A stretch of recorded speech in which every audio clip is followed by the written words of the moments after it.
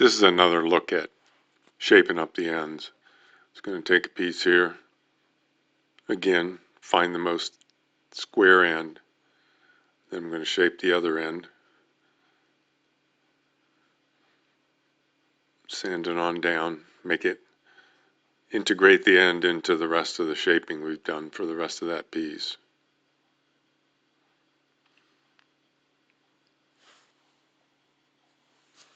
Just flip it over and get the other side.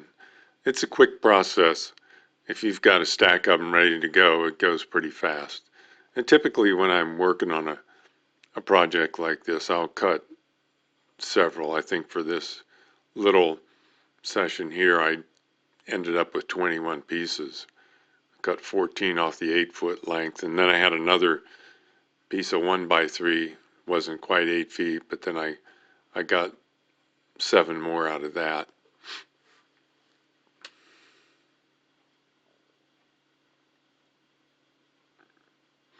This is one of the shorter ones, probably 3 inches here.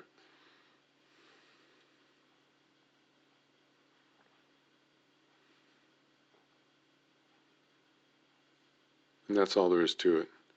I think that's a good look at the way I finished it off the ends.